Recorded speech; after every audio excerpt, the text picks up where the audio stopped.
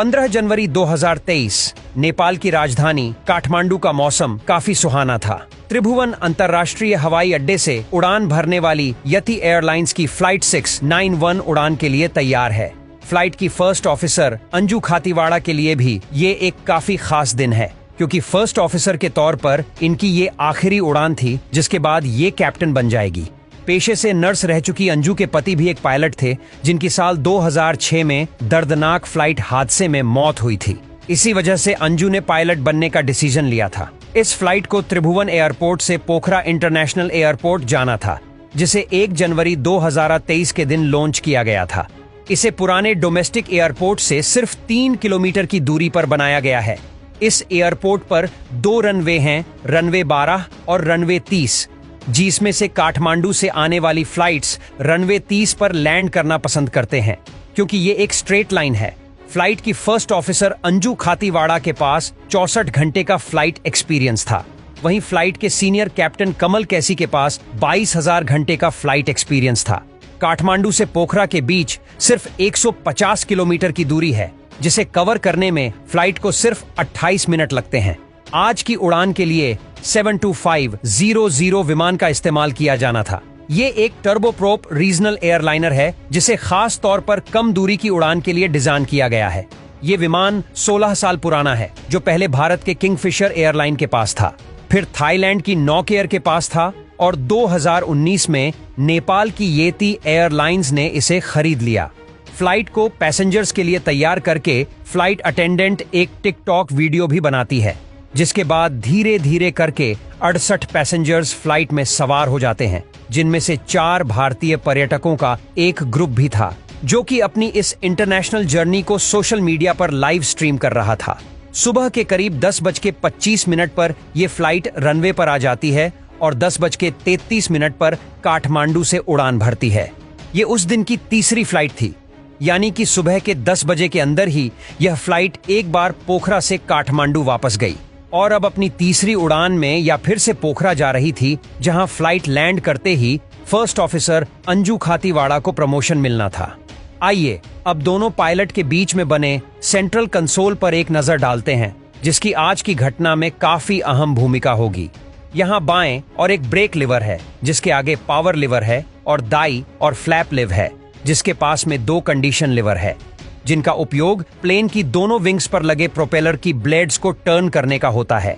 जब liver forward position में होता है तो प्रोपेलर फोर्स पैदा करते हैं, और जब इन्हें बैकवर्ड पोजीशन में पुश किया जाता है तो प्रोपेलर टर्न हो जाते हैं और फॉरवर्ड फोर्स पैदा नहीं करता। अब अगर प्लेन टैक्सी वे से होते हुए रनवे पर आता है या फिर इंजन फेलियर के दौरान हमें फ्लाइट को थोड़ा और उड़ाना होता है, तब इन प्रोपेलर्स को टर्न कर दिया जाता है, ताकि फ्लाइट पर एडिशनल फोर्स पैदा ना हो। बात करते करते प्लेन पोखरा इंटरनेशनल एयरपोर्ट के पास पहुंच जाता है। तभी कैप्टन पोखरा एटीसी से कांटेक्ट करते हैं। एटीसी उन्हें रनवे 30 पर स्ट्रैट अप्रोच करने के लिए कहते हैं, मगर कैप्टन कमल चाहते थे कि फर्स्ट ऑफिसर अंजू रनवे 12 से भी परिचित हों, इसलिए उन्होंने एटीसी से रनवे 12 पर लैंड करने की रिक्वेस्ट की और एटीसी ने भी अप्रूवल दे दिया। आपको बता दें कि काठमांडू से आने वाले प्लेन रनवे 30 इसीलिए प्रेफर करते हैं क्योंकि ये एक स्टेट अप्रोच है, जबकि रनवे 12 पर जाने के लिए पायलट को पहाड़ों के बीच से प्लेन को निकालते हुए लो एल्टीट्यूड पर शार्प टर्न लेते हुए पूरा चक्कर लगाकर लैंडिंग करनी होती है, जो कि काफी मुश्किल होता है। लेकिन कैप्टन कमल को उड़ान का काफी अनुभव था, इसीलिए एटीसी को लगा कि इसमें कोई दिक्कत की बात नहीं है, और फ्लाइट 691 एयरपोर्ट से 5 मील की दूरी पर पहुंच चुकी है।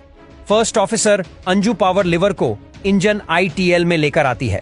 प्लेन धीरे धीरे नीचे उतरना शुरू करता है। जब गति 180 नोट पर पहुंचती है तो फर्स्ट ऑफिसर अंजू कहती है फ्लैप 15, जिससे कैप्टन कमल अपनी तरफ मौजूद फ्लैप लिवर को 15 पर करते हैं। 170 नोट स्पीड पर कैप्टन कमल व्हील्स को नीचे करते हैं। 10:56 पर को पायलट अंजू करीब 700 फीट की ऊंचाई पर ऑटो पायलट मोड को डिसेबल करती है। पैसेंजर कैबिन में लैंडिंग को एंजॉय करते हुए लोग खिड़की से खूबसूरत शादियों को देख रहे थे। कुछ ही सेकंड के बाद हवाई जहाज की रफ्तार 150 नोट्स पहुंचती है और को पायलट अंजू कहती है फ्लैप 30। इस वक्त कैप्टन कमल पर काफी प्रेशर था, क्योंकि वो नया रूट एक्सपीरियंस करने के साथ फर्स्ट ऑफिसर अंजू को ट्रेन भी कर रहे थे। उन्होंने अंजू से कहा फ्लैप 30 और हम लैंडिंग कर रहे हैं, मगर यहां गलती से उन्होंने फ्लैप लिवर की जगह कंडीशन लिवर को पुश कर दिया। और जैसा कि हमने आपको पहले ही बताया है कि कंडीशन लिवर को बैकवर्ड पुश करने से प्रोपेलर्स मुड़ जाते हैं और फॉरवर्ड फोर्स यानी आगे की गति उत्पन्न नहीं करते। यानी कोई भी प्रोपेलर ऑफ फोर्स जनरेट नहीं कर रहा था, लेकिन दोनों पायलट इस मिस्टेक से अनजान थे। कुछ ही सेकंड्स में प्लेन के कॉकपिट में मास्टर कोशन अलार्म बजने लगा, क्योंकि प्रोपेलर्स की रॉन्ग पोजीशन की वजह से इंजन का पावर 25% से 0% हो गया। उन्होंने तुरंत पावर लिवर को 41% से 44% तक बढ़ा दिया, मगर पावर नहीं बढ़ रहे थे और विमान तेजी से नीचे जा रहा था। तभी कैप्टन कमल ने कंट्रोल को अपने हाथ में लिया और उन्होंने देखा कि फ्लैप 15 पर ही है। दोनों ने तुरंत ही फ्लैप 30 कर दिया, लेकिन हड़बड़ाहट में उनका ध्यान कंडीशन लिवर पर नहीं गया।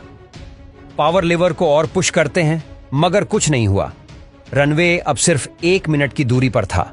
इंजन में पहले से ही पावर नहीं था और फ्लैप 30 करने से प्लेन का डाउनवर्ड ट्रैक और ज्यादा बढ़ गया।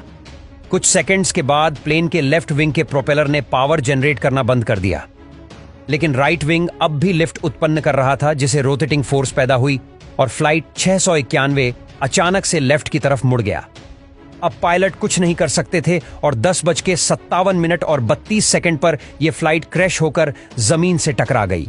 यह इंपैक्ट इतना ज्यादा था कि बड़ा धमाका हुआ और प्लेन आंख के गोले में तब्दील हो गया। इस हादसे में first officer Anju Khatiwada, senior captain Kamal, कैसी 2 क्रू मेंबर्स और 68 पैसेंजर समेत कुल 72 लोगों की जान चली गई।